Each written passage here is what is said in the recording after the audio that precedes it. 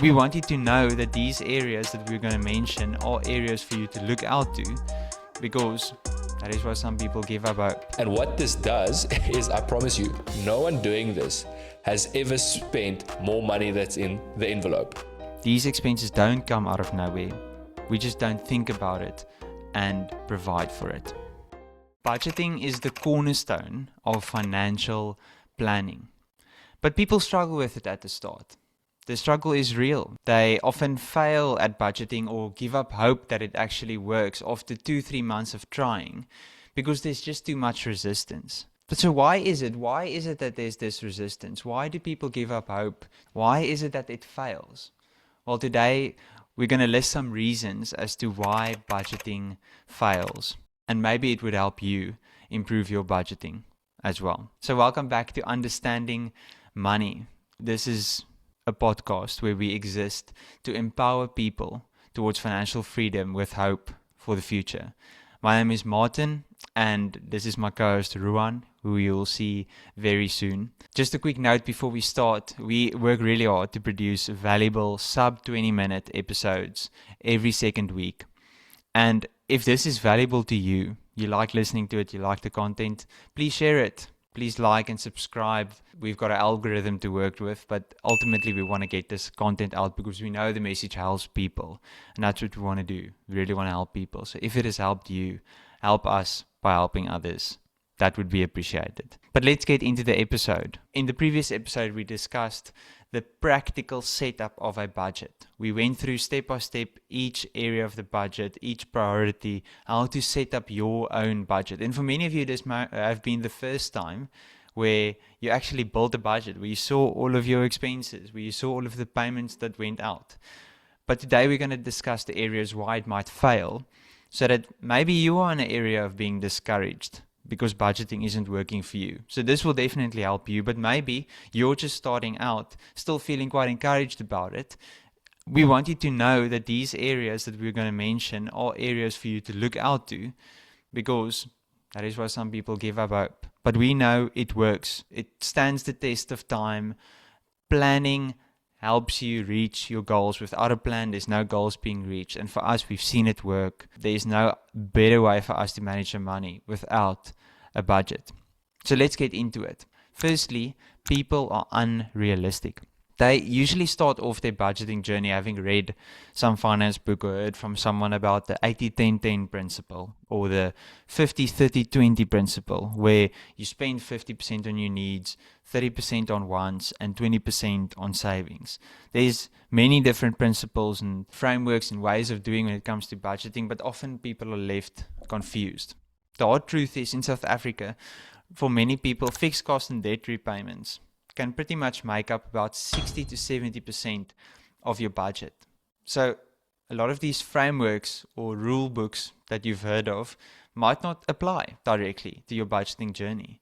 So for us, instead of forcing a rule, rather focus on a direction. Start small. Put away 5% if that's what you can put away. But start small and build from there.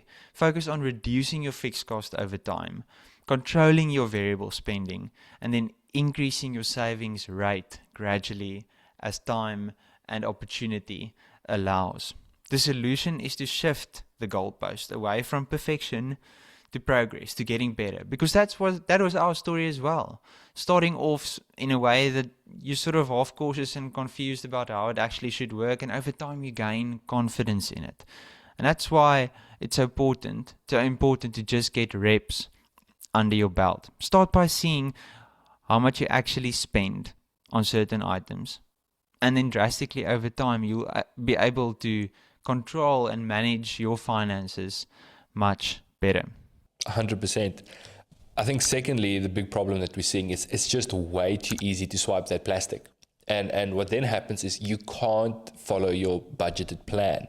You can't spend what you said you're going to plan. What is unbelievably effective is the envelope system, where you look at your budget, and for those expenses, you draw the cash. And if you said you've got 3,000 Rand for groceries this month, that 3,000 Rand for the groceries goes into the envelope. And when you go to Checkers or Spar, Pick n Pay, wherever it might be, you take your notes and you go pay cash. And what this does is, I promise you, no one doing this has ever spent more money that's in the envelope. It will force you then into other avenues.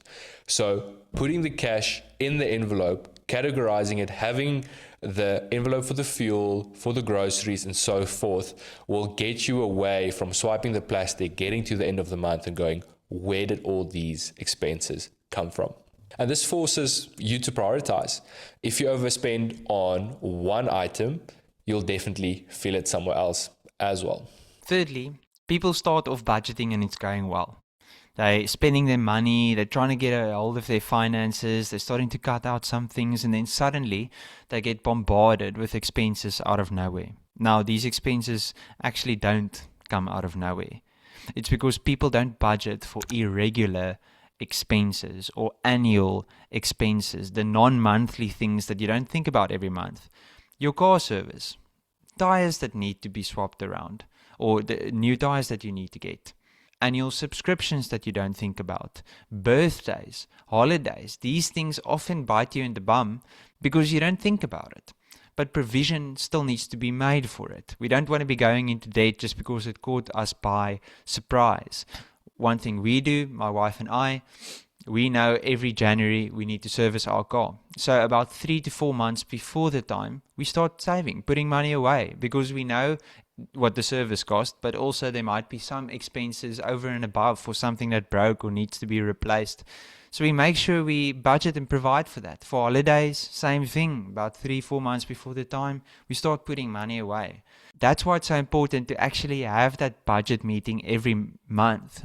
Hour and a half, sometimes 2 hours at the start, that you just spend on making sure I'm considering all of the expenses that's going to come up now or in the foreseeable future. And that habit does get easier. You do get a feel for your money. And at the start, it is more difficult. So don't be too hard on yourself. But it becomes really important to sit regularly with your money. These expenses don't come out of nowhere. We just don't think about it and provide for it. And then the fourth point, which also bites a lot of people in the bum, is not playing the long game. People think that you have to get it right off the bat, and if you don't, then you're done. And that is completely wrong. You are not going to get it right on the first try. And the reason for that is simple. Budgeting isn't a 1 month fix. It's a system that we will refine over time as we move, as we see what we spend on, as we look at the categories and go, oh my word, I did not know I'm spending so much money on eating out. I need to rein that spending back in. And some months will mess up. That's completely normal. The goal isn't perfection. It's just not to stop. It's to make progress. It's to build consistency. Because making those small changes repeated monthly will compound into financial growth, will empower you towards financial freedom. And it's very important for you to grasp that we start at 1%, not 1,000%. This whole idea of you start with a budget and it's such a simple, stupid, easy exercise that you just need to get it correct off the bat.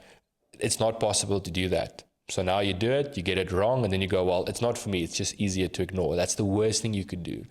Start where you are, let's work with what you have, and let's improve it as we go. And let's not despise the days of small beginnings. Start where you are, work with what you have, and start developing the muscle of saving, the habit of spending on the correct things. And spending habits, unfortunately, all good things, take time to develop.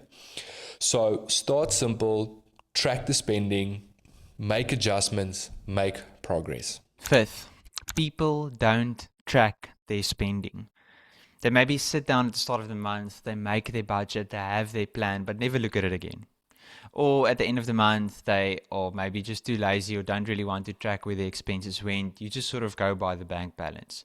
This is not good stewardship. We want to sit down, have our plan, but compare against the plan.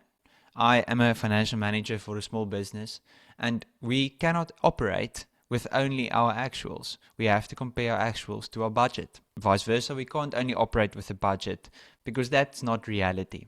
So monthly and even weekly at the start, this is what my wife and I did, is weekly you do your accounting. We check what we actually spent and where it is compared to the budget, so we know how much money do we have left for groceries this month. And over time you get better at this. And over time, you might sit every 2 weeks, or maybe just once a month, you track your expenses. And that's okay. But at the start, we need to be intentional in growing the muscle and building the habit. So sit out half an hour every week, track where your expenses went, compare it to the budget, and that's a really, really good way to control and steward your money well. And if you continue with this for a few months, and you're going to see how suddenly there's a lot more confidence towards your money. But do not get lazy. A coffee here, miss subscription there, takeaways here. That is what, again, bites you in the bum, ultimately, because you think you know where your money is going, but thinking and knowing where your money is going, two separate things. Do not fool yourself. 100%. That's amazing. On to the next. Another issue we got, ignoring emotional spending triggers. We, people, don't just spend money, we give in to our emotions. And that's a big problem. Why? Because we're stressed, so now we spend. Or we're bored, so we spend. Or something good happens, we feel like rewarding ourselves and we spend. The possibilities are endless. It feels at times like all roads lead to spending if you don't rein it in. That's why this is so important. And it's important to understand why we spend. Because if we don't, unfortunately, no budget will fix these problems for us. So we need to build awareness. We need to ask ourselves, why do I want to buy this? Why am I buying this right now? Is this in my budget? If the answer is no, the answer is no. Would I buy this if no one ever saw me in it? The questions are endless. You can insert any question. And it's important to quiz yourself and ask yourself these questions so that it can stop you from making bad decisions. These questions are unbelievable. In a similar vein, in an early episode, Martin said that his mom would always caution him and say, if you're unsure, sleep on it. Think about it. So we also, part of getting control of our finances is moving from just doing to understanding, to thinking, to having these questions so that we can make decisions that will build rather than break down. So which of these areas are a struggle or a temptation or a weak point for you? Are you being unrealistic about your budget, trying to follow some framework or rule book that doesn't really apply to our context? Are you giving into your emotions? Are you not tracking your spending consistently? Are you not thinking about irregular or annual expenses? Small things, but it is the little tiny small foxes that come in and bother and disrupt and ultimately cause you to be discouraged and just give up. We want to make sure you know that this thing works. The budget works. It is a plan for the future. It's the way you are proactively, intentionally trying to steward your money well, and we have seen it work for us as well. So watch out for these things. And if you are discouraged, don't worry. You can try again. There's grace for you.